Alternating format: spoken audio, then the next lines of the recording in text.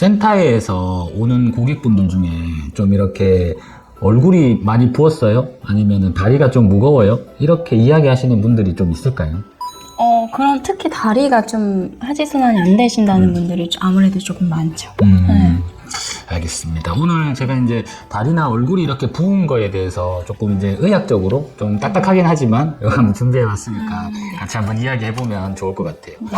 오늘 제가 이제 말하려고 하는 순서는 우선 첫 번째는 부종의 종류, 그리고 이제 부종 중에 제일 문제가 되는 게 정맥 부종과 림프 부종, 이어서 두 가지. 그 다음에 간단하게 손으로 할 수 있는 부종의 평가법, 그리고 이제 마지막으로 이제 부종 치료할 때 이렇게 분야별로 좀 신경 써야 되는 부분들로 한번 준비를 해봤습니다.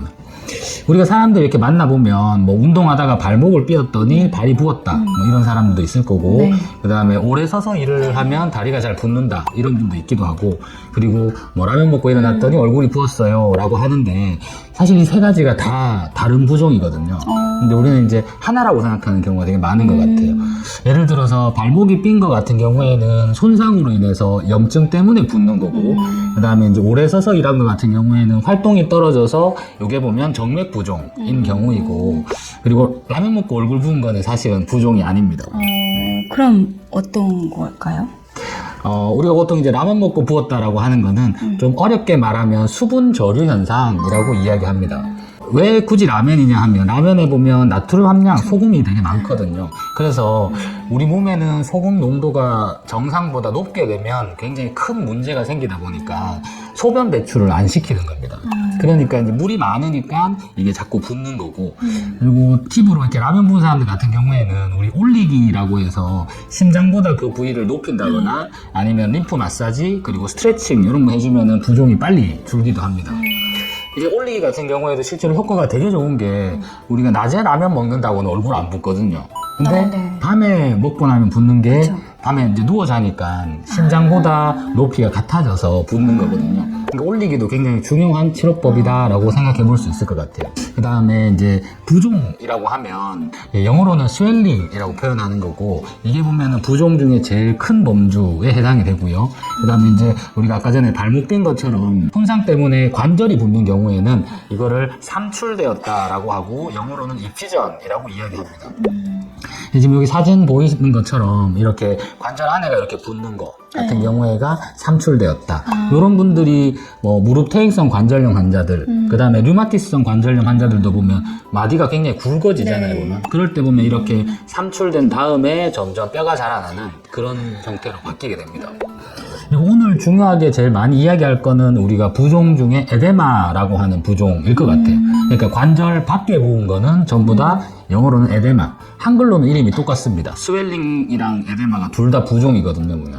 근데 오늘 다룰 거는 이제 에데마인 부종에 대해서 좀 이야기를 해보려고 준비를 해봤어요. 부종 중에 이제 정맥 부종이라고 하는 게 제일 흔하지 않을까라고 생각을 합니다. 우리 정맥에는 다른 동맥에는 없는데 판막이라는 구조가 있거든요. 그래서 이게 예를 들어서 동맥 같은 경우에는 심장이 열심히 펌프질을 하면 동맥으로 막 순환으로 흘러가게 되고, 압력이 워낙 높다 보니까 심장이 안 뛰는 구간에서도 다시 역행을 하지 않는데, 정맥은 압이 좀 낮다 보니까 판막이 없으면은 이런 혈액들이 다시 우리 몸 쪽으로 다시 흘러버리는 그런 문제가 생겨서 판막이란 구조를 잘 갖고 있습니다. 이렇게 정맥 부종이 생기는 이유 중에 이게 혈관에 있는 판막이 노화되는 것들이 사실 굉장히 좀 영향을 많이 미쳐요. 지금 사진 보이는 것처럼 건강한 판맥은 텐션이 높아가지고 우리 돌아갈 때 문을 딱 닫아주는데, 이렇게 나이 든 판막이 되면은 이게 안 닫히다 보니까 혈액이 다시 밑으로 흘러내려 버리는 거죠. 이게 자꾸 쌓이다 보면 하지정맥류가 생깁니다. 그래서 굉장히 어린 친구들은 사실 하지정맥류가 잘 없는데 한 40대, 50대 이렇게 넘어가면 하지정맥류가 자꾸 생겨나는 이유가 결국은 이런 판막의 노화 때문에 그렇다라고 볼 수 있습니다. 판막이 이렇게 노화되는 거는 그러면은 이게 나이로 인해서 노화되는 거 말고 또 외부적인 어떤 손상으로도 이게 노화가 될 수 있나요? 활동 부족이 제일 큰 원인일 것 같아요. 그 다음에 자세에도 큰 영향을 받습니다. 그러니까 판막한테 일을 많이 시키다 보니까 얘들이 늙어버리는 거거든요. 그러니까 이게 판막이 해야 될 일이 원래 근육들이 수축하면서 판막 일들을 부담을 덜어줘야 되는데 안 하고 계속 서 있으니까 판막이 계속 이렇게 계속 힘을 주다 보니까 얘들이 늘어져 버리는 거죠. 그리고 이렇게 이제 이런 노화나 그런 활동 부족, 자세 이런 것들이 생기게 되면 결국 혈관 내의 압력이 높아지는 거다 보니까 혈관 내에 있던 그런 수분들이 자꾸 밖으로 많이 빠지는 거죠. 그래서 결국은 부종이 생기는 걸 우리가 정맥 부종이다 이렇게 정의를 내리고 있습니다.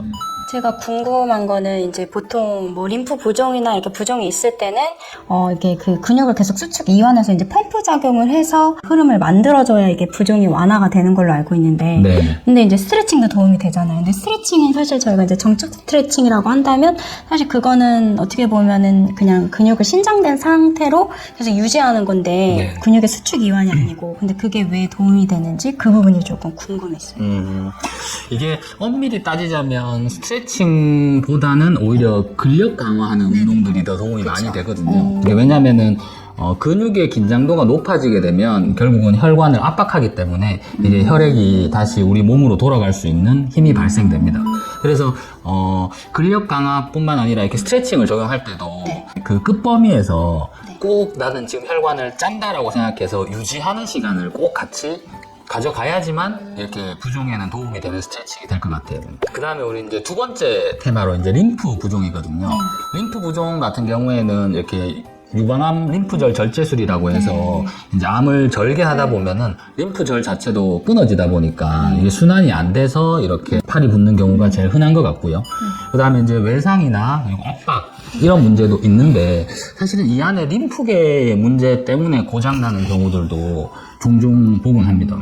이게 림프계는 우리 심장과 같은 순환계이기도 하고요. 그 다음에 림프는 면역체계이기도 해요. 이게 굉장히 중요한 부분인데 사람들이 이렇게 부종이 생겼을 때 일단 이게 림프 부종인지 정맥 부종인지 구분 자체를 못하다 보니까 림프 부종이 좀 등한시되는 게 있지 않을까라고 생각을 하는데 꽤나 많은 경우에 발생하는 것 같습니다. 꼭 유방암 절제술이 아니고.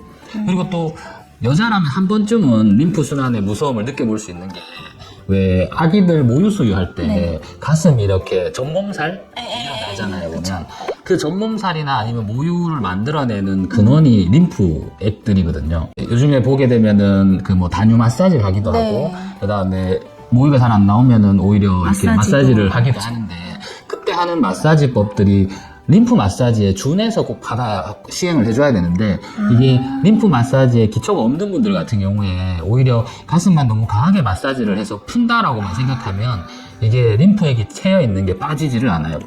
그래서 우리 이제 뒤에 얘기할 텐데 림프 순환에는 꼭 지켜줘야 하는 대원칙이 있습니다. 네, 뒤에 가서 한번 들어보도록 하고요. 그래서 이제 림프 부종을 내가 해결할 수 있다라고 하면 사실은 전몸살이나 모유 수유 양을 되게 증가시킬 수도 있어요. 네, 저는 제 와이프한테는 제가 직접 해주기도 했거든요. 그래서 굉장히 좋은 방법들이 있을 것 같습니다. 림프 순환에 대해서 다시 조금 더 이야기하자면 아까 림프 같은 경우에는 순환계에도 포함이 된다 그랬는데 이게 우리 몸에서는 동맥에서는 보통 우리 몸 쪽으로 20리터씩 계속 배출을 해주고요. 그 다음에 정맥으로는 17리터씩 계속 흡수를 합니다. 그럼 우리 이렇게 세포 구조물 주변에는 하루에 3리터씩 계속 남게 되는 거죠. 그랬을 때 이 3리터 남아있는 액을 다시 혈관으로 집어넣어주는 게 우리 림프가 담당을 하고 있어요. 그래서 림프계는 순환계에 포함을 한다라고 봐주면 좋을 것 같고요. 그리고 제가 설명할 때 제일 쉽게 설명하자면 동맥과 정맥 순환 같은 경우에는 우리 상수도관이라고 생각하면 되고요. 그 다음에 림프관 같은 경우에는 하수도관이라고 생각하면 돼요. 그래서 우리 혈관 안으로는 좀 깨끗한 액들이 흘러다닌다면 우리 림프관 안으로는 좀 지저분한 세균, 바이러스, 찌꺼기 이런 것들이 순환이 되어서 림프절에서 이걸 이제 다 없애버리는 깨끗하게 청소해주는 하수종말 처리장 같은 역할을 해주기 때문에 역시 또 면역체계이기도 하다 이렇게 보고 있습니다. 이게 이제 하루에 3리터씩 남아있다 그랬는데 이게 정상적으로 흡수가 되는 과정을 보자면 여기 림프관이 이렇게 있을 때 구멍들이 있습니다. 그럴 때 바깥에 3리터 계속 쌓이고 있으니까 바깥에는 압력이 높을 거고 그 다음에 림프관 안에는 자꾸 위로 보내주고 나니까 압력이 낮을 거고 그래서 밖에 높은 압력 때문에 우리 림프액들이 이렇게 안으로 들어오게 됩니다. 여기 보이는 구멍 자체도 네. 혈관보다 훨씬 크기 때문에 이런 뭐 단백질이나 아니면 세균, 바이러스 이런 것들도 몽땅 다 흡수해가지고 우리 위로 이렇게 올리는 과정을 가지게 되는 거죠. 그래서 결국 림프 순환에는 압력이 가장 중요하다. 이렇게 생각해줘야 됩니다. 부종과는 직접적인 관계는 없지만 우리 림프절이라는 구조가 있어가지고 이 림프절 안에 들어왔던 찌꺼기, 바이러스 이런 것들을 우리 보면 이렇게 그 뭐 T 림프구, B 림프구 이런 말하는 면역 세포들이 와가지고 이것들 열심히 청소를 해줍니다. 근데 여기에 이제 림프 마사지에 대해 중요한 팁이 들어가 있어요. 그게 뭐냐면 청소하는 과정에는 림프절이 열리지 않습니다. 그러니까 내가 정맥 마사지 같은 경우에는 밑에서 열심히 짜서 위로 올려주면 신장까지 그냥 한 방향으로 계속 올라가는 건데 림프 마사지 같은 경우에는 열심히 짜서 올려주더라도 만약에 림프절이 닫혀 있거나 림프절이 이렇게 일을 하고 있는 과정에는 얘가 더 이상 이렇게 문을 닫고 있는 상태니까 압력을 아무리 줘도 올라가지 않는 거죠. 그래서 위에 림프절을 먼저 열어주고 하면 되는 건가요? 네. 그래서? 맞습니다. 맞습니다. 네. 뒤에 가서 다시 한번 또 설명하도록 할게요.